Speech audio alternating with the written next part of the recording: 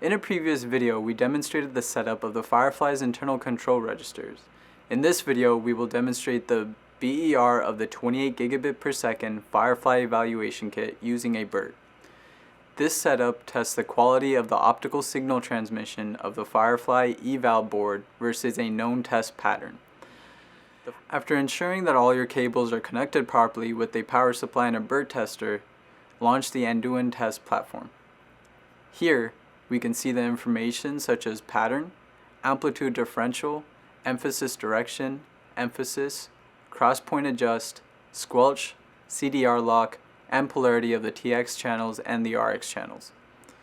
The BERT sends out a known bit pattern and verifies the received bits against the set pattern. An amplitude differential signal represents the amplitude of the signal that the BERT is sending. This is important because if the signal is too large, you can risk overdriving the transceiver. If it's too small, you won't be able to pick it up. The squelch just turns off the output for the BERT. It's useful to test if the squelch state of an optical transceiver is working. The CDR lock helps you identify if there is a link, with the green color meaning there is a link and red meaning no link. Polarity. By flipping the polarity, a 0 is now a 1 and vice versa. To start the BERT, simply click on Start All BER. As you can see, we have a good BER and all CDR locks show green, meaning all successfully have gotten a link. We will now be taking a look at the data through Samtec Device Connect.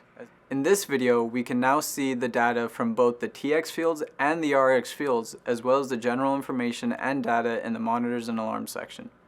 This provides us with information such as polarity, output amplitude, CDR rate, squelch, CDR lock, etc., which you can then compare with the BERT data.